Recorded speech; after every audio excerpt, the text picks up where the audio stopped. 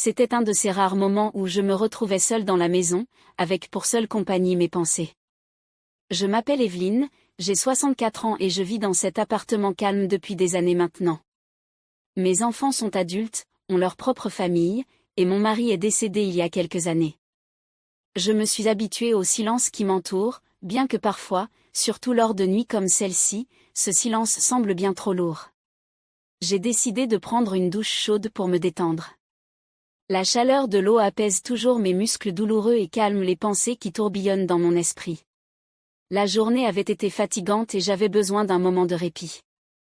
J'ai retiré mon peignoir et suis entrée dans la salle de bain, sentant l'air frais contre ma peau avant d'allumer l'eau.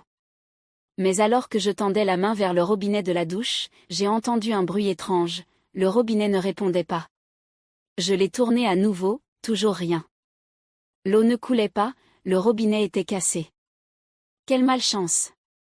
Je suis restée là un moment, frustrée, ne sachant pas quoi faire.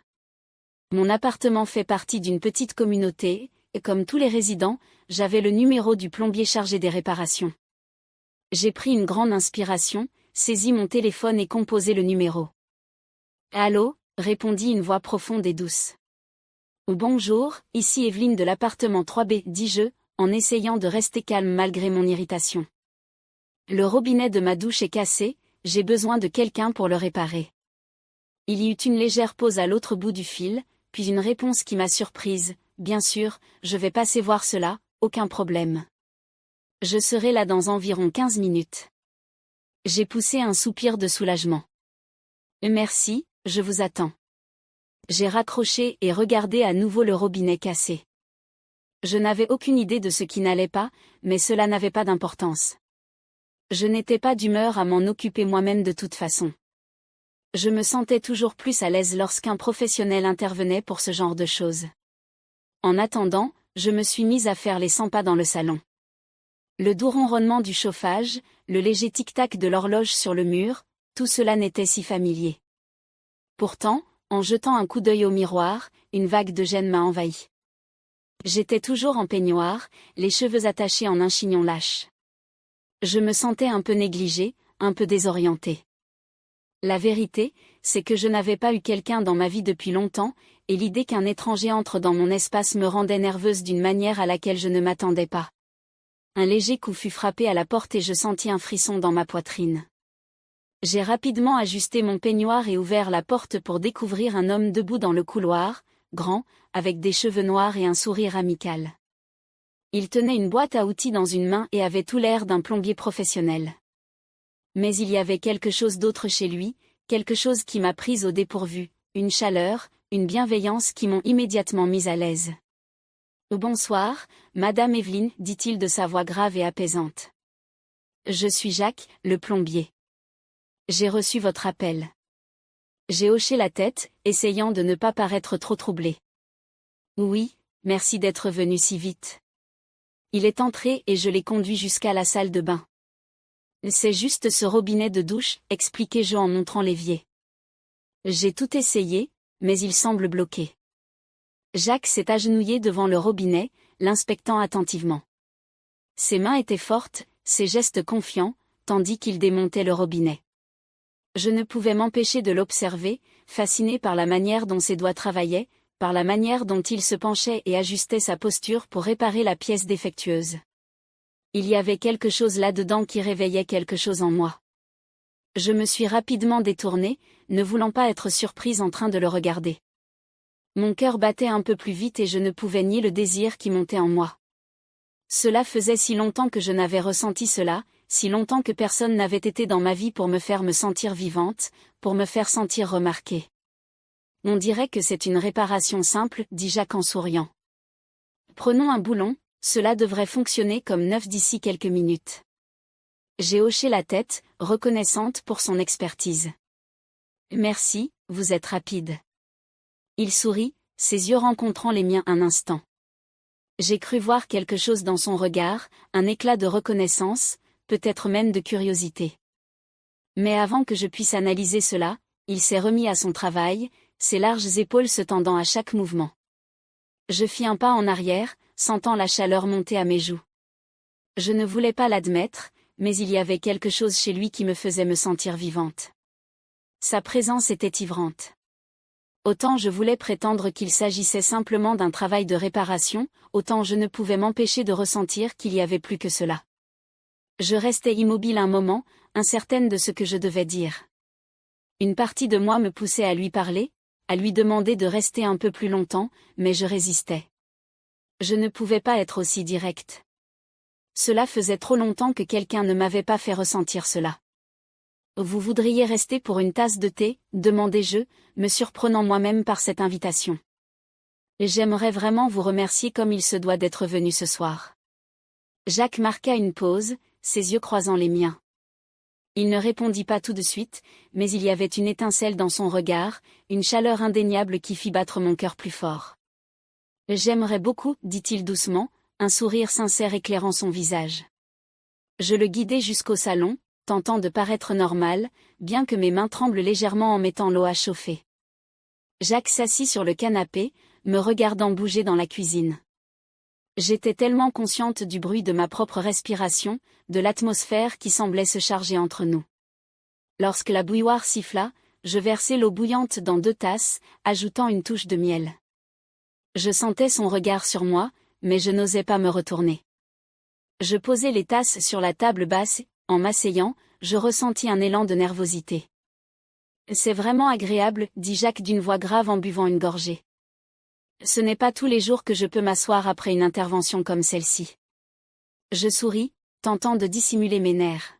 « Je suis contente que cela vous plaise. » Le silence s'étira entre nous, mais cette fois, il n'était pas gênant. Il était chargé, comme l'air avant une tempête. Je pouvais sentir la tension monter et mon cœur s'emballer. Il y avait quelque chose en lui, une force invisible qui m'attirait. Avant même que je ne m'en rende compte, il se leva et se rapprocha, réduisant l'espace entre nous. Mon souffle se coupa. Sa main se tendit doucement, effleurant mon bras. C'était un geste léger, délicat, mais il envoya une décharge électrique à travers tout mon être. « Evelyne, murmura-t-il, sa voix douce mais assurée. Je ne peux pas nier ce que je ressens ce soir. Il y a quelque chose en vous, quelque chose qui m'attire irrésistiblement. » Je levai les yeux vers lui, mon cœur résonnant dans mes oreilles. Les années de solitude, le manque que j'avais ressenti si longtemps, tout refit surface en un instant. Je ne savais pas quoi dire ni quoi faire, mais lorsque Jacques se pencha pour réduire la distance entre nous, je ne reculai pas. Je ne le voulais pas. Ses lèvres effleuraient les miennes, hésitantes au départ, mais lorsque je répondis, le baiser devint plus profond, plus urgent, empreint du désir que nous partagions tous les deux. Sa main glissa doucement vers mon peignoir, le dénouant lentement, puis plus loin. Il ouvrit mon soutien-gorge, déposant des baisers brûlants. Je sentis la chaleur de son contact se répandre dans tout mon corps. Lorsque nous nous éloignâmes finalement, essoufflés, il murmura « Je désire cela depuis si longtemps. » Je n'étais pas sûre que vous ressentiez la même chose. Je souris, un léger rire s'échappant de mes lèvres. Je pense que je le ressens maintenant. Jacques fit doucement glisser ses mains, caressant délicatement mon visage. Je ne veux pas que cela s'arrête, Evelyne. Et juste comme cela, dans le calme de mon appartement, le poids de toutes ces années de solitude sembla se dissiper. Jacques resta un peu plus longtemps, à mesure que la soirée avançait, l'atmosphère entre nous s'épaississait avec des mots non dits. Nous étions assis ensemble sous la douce lumière du salon, buvant notre thé. Le silence entre nous n'était plus gênant, mais chargé d'une tension électrique. J'avais toujours pensé que la passion et l'amour étaient des choses réservées à la jeunesse, des sentiments qui s'estompaient avec le temps. Mais ce soir, alors que le regard de Jacques rencontrait le mien, je compris combien j'avais eu tort.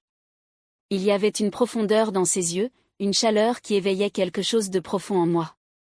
Ce n'était pas juste ce baiser qui avait allumé cette flamme en moi, mais la façon dont il me faisait me sentir, vue, véritablement vue. Pour la première fois depuis des années, je n'aurais jamais imaginé me retrouver ici avec quelqu'un comme ça, dis-je doucement, ma voix tremblant légèrement. J'ai été seule si longtemps, je ne pensais pas pouvoir ressentir cela à nouveau. Jacques tendit la main et prit la mienne dans la sienne. Sa prise était ferme, mais il y avait une tendresse dans sa manière de me tenir, comme s'il avait peur de briser quelque chose de fragile.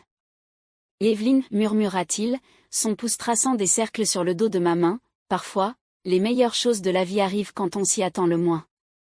Je suis heureux de vous avoir trouvé ce soir. Je fermai les yeux, savourant la sensation de son contact. Cela m'avait tellement manqué, cette proximité, cette chaleur, cette connexion. Pendant mes années de solitude, je m'étais convaincue que ce genre d'intimité était derrière moi, mais Jacques m'avait prouvé le contraire. Le désir que j'avais réprimé si longtemps refit surface. Il se pencha à nouveau lentement, comme pour demander la permission, et cette fois, je vins à sa rencontre. Cette fois, le baiser était plus profond, plus désespéré, comme si aucun de nous ne pouvait nier ce qui se passait entre nous. Mes mains se posèrent sur sa poitrine, sentant les battements réguliers de son cœur sous mes doigts. Les mains de Jacques glissèrent autour de ma taille, me rapprochant de lui. Ses lèvres goûtaient les miennes avec une tendresse qui me coupa le souffle. Quand nous nous éloignâmes enfin, j'étais essoufflée, mon corps vibrant d'une énergie nouvelle que je n'avais pas ressentie depuis des années. Son front se posa contre le mien, pendant un instant, nous respirions ensemble, savourant cette proximité. Je ne peux pas te dire à quel point j'ai désiré cela, murmura Jacques. Tu me fais sentir jeune à nouveau, comme si tout avait un sens. Je souris, mon cœur débordant d'émotion.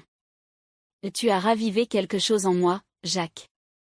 Je ne savais même pas que ça me manquait.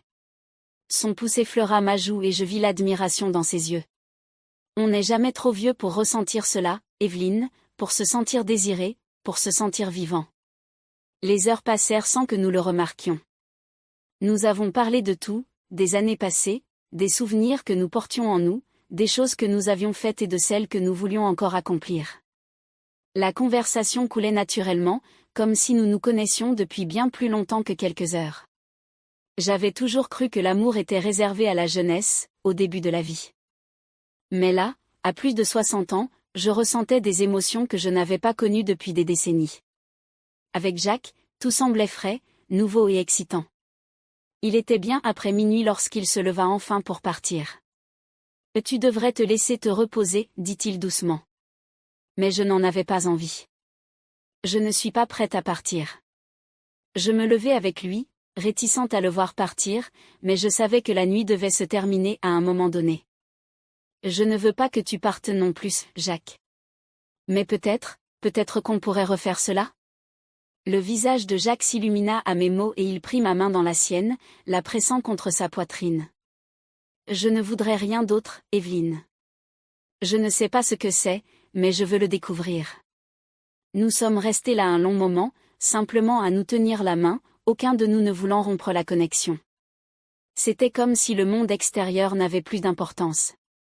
Dans cette pièce tranquille, avec les lumières de la ville filtrant par les fenêtres, il n'y avait que nous deux, nos cœurs exprimant les mots que nous n'avions pas encore prononcés à voix haute. Jacques se pencha et m'embrassa à nouveau, plus doucement cette fois, mais avec autant de passion. Ses lèvres effleurèrent les miennes avec tendresse et je sentis mon cœur battre la chamade alors que la chaleur de son baiser m'enveloppait. C'était un baiser qui promettait davantage, plus que cette nuit, plus que cet instant. C'était le début de quelque chose de beau. Le lendemain matin, je me suis réveillée avec les doux rayons du soleil perçant à travers les rideaux. Le souvenir de la veille était encore vif dans mon esprit, comme un rêve dont je ne voulais pas me réveiller. Je me sentais différente, vivante. Le vide qui m'avait enveloppée pendant des années semblait s'être dissipé, remplacé par quelque chose de nouveau, quelque chose plein d'espoir. Je me suis rendue à la cuisine pour préparer ma tasse de thé habituelle. Alors que je suivais ma routine matinale, mon esprit cessait de revenir à Jacques. Je n'arrêtais pas de sourire, la façon dont il m'avait regardée, embrassée, tout en lui m'avait fait me sentir désirée, chérie et vue.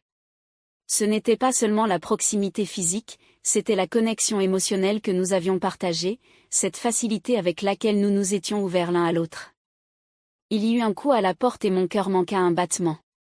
Je n'avais aucune idée de qui cela pouvait être à cette heure, mais j'ouvris la porte pour trouver Jacques, un large sourire illuminant son visage. « Bonjour, dit-il doucement en entrant sans attendre une invitation. Je n'ai pas pu arrêter de penser à toi. Je voulais m'assurer que tu allais bien. » Je souris, sentant mon cœur se réchauffer à sa vue. « Bien sûr que je vais bien, comment pourrais-je ne pas l'être après la nuit dernière ? » Il tendit les bras, me tirant contre lui et je me laissai fondre dans son étreinte. Je pense que nous allons bien, Evelyne, et je pense que nous ne faisons que commencer. Je ris doucement, sentant le poids des années s'envoler alors que je l'embrassais à nouveau. Ce baiser était doux cette fois, mais plein de promesses. Il dura longtemps et je savais que ce n'était pas juste un moment fugace, c'était le début de quelque chose de plus profond. Dans les semaines qui suivirent, Jacques et moi passions de plus en plus de temps ensemble. Chaque jour, je me sentais tomber un peu plus pour lui, et lui pour moi. Nous parlions, rions, partagions nos rêves et profitons simplement de la compagnie l'un de l'autre. Peu importe notre différence d'âge, ce qui comptait, c'était la connexion que nous avions bâtie, le lien qui s'était formé entre nous. Notre relation, bien que peu conventionnelle selon certains standards, était tout ce que j'avais toujours désiré. Jacques n'était pas seulement un amant, il était mon ami, mon confident, mon compagnon. Il me faisait me sentir valorisée, importante et belle, et je lui rendais l'appareil. Un soir, alors que nous étions assis ensemble sur le canapé, partageant un moment de calme, Jacques me regarda avec ses yeux doux et aimants. « Penses-tu parfois à l'avenir » demanda-t-il. Je souris, me sentant en paix pour la première fois depuis des années. Chaque jour, et j'aime ce que je vois. Jacques prit ma main, son pouce caressant doucement ma peau. Moi aussi, Evelyne, moi aussi. Et en cet instant, je savais que, quoi qu'il arrive, nous l'affronterions ensemble, parce que parfois l'amour arrive quand on s'y attend le moins. Et lorsqu'il le fait, il remplit votre vie de manière que vous n'auriez jamais cru possible.